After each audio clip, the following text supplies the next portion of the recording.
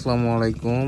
আলহামদুলিল্লাহ, আশা করি সবাই ভালো আছেন। আপনাদের দোয়ায় আমরাও ভালো আছি। তো আজকে আপনাদের সাথে যে বিষয়টা আমরা শেয়ার করব সেটা হলো আমাদের চরের যে প্রজেক্ট আছে ওই প্রজেক্টে আজকে আমরা গোলা সার দিয়ে দেব। কারণ আমরা দেখতেছি আমাদের গাছের যে গতি হওয়ার কথা ছিল, আপনার অলমোস্ট গাছ লাগানো হয়েছে আপনার 20 দিন প্লাস। তো ওই 20 দিনের ভিতরে আমাদের গাছের যে গতি হওয়ার কথা ছিল ওই রকম হইতেছে না।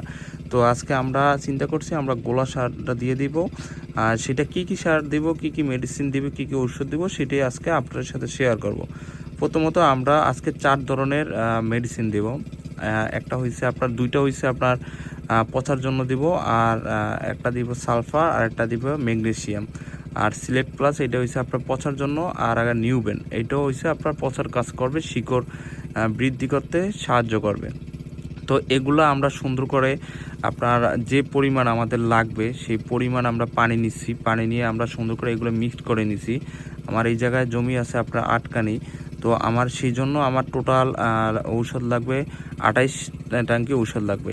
এটা আমরা সবগুলা ঔষধ আপনার পচার ঔষধ, তারপর হয়েছে আপনার সালফার, তারপর হয়েছে ম্যাগনেসিয়াম, আর হয়েছে আপনার নিউবেন, এইটা 4টা ঔষধ আমরা একসাথে করে সুন্দর করে মিক্সড করে এটা আমরা গোড়ায় গোড়ায় দিয়ে দেব। তো এটা হচ্ছে দেওয়ার কারণ হয়েছে কি, আপনার যখন গাছের যে গতি হয়, আপনার গাছের বয়সের তুলনায় আপনার যদি গতি একটু কম থাকে, আপনার গাছের গ্রোথ যদি কম থাকে, এইটা দেওয়ার ইনশাআল্লাহ 72 ঘন্টার ভিতরে ভালো একটা রেজাল্ট পাবো আশা করি। কারণ বিগত বছরগুলো আমরা এগুলো দিয়ে আসছি, বাট এত তাড়াতাড়ি দেই নাই। কিন্তু এই বছর আমাদের অতিরিক্ত শীত, তারপরে সব কিছু মিলিয়ে আমাদের কাছে মনে হইতেছে যে আমাদের গাছের গ্রোথ খুবই কম। তাই এটা আমরা এখনই অল্প পরিমাণে দিয়ে দিতেছি, কারণ আমাদের গাছের বয়স কম হয়েছে।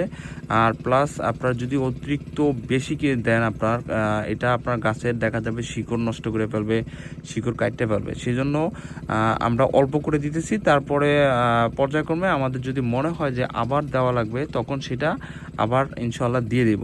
তো এইটা হয়েছে আমরা এক একটা গাছের গোড়ায় আপনার যেটা আমরা যে নার্সারি যেই প্যাকেটটা ছিল, যেই জায়গায় আপনার গোবরের সারের ভিতরে আমরা নার্সারি করছি, ওই ওইটা নিয়েই আমরা আপনার জমিতে রোপণ করছি। তো ওই আমরা আমাদের টার্গেট থাকবে আমাদের ওই জায়গাটায় যেন এক্স্যাক্টলি ওই জায়গাটা যেন আমাদের এই গোলাটা আর কি, এই মেডিসিনটা ওই জায়গাটা যেন পড়ে। আর আরেকটা বিশেষ কারণ হয়েছে, সেটা আমাদের চরের প্রজেক্টের জমি কিছুটা ভিজা, ঠিক আছে। আপনার জমি যদি আরও শুকনো থাকতো তাহলে আমরা আরও পরিমাণে বেশি দিতাম, বাট আমাদের জমি যাতে ভিজা, আমাদের তাওয়া ভিজা।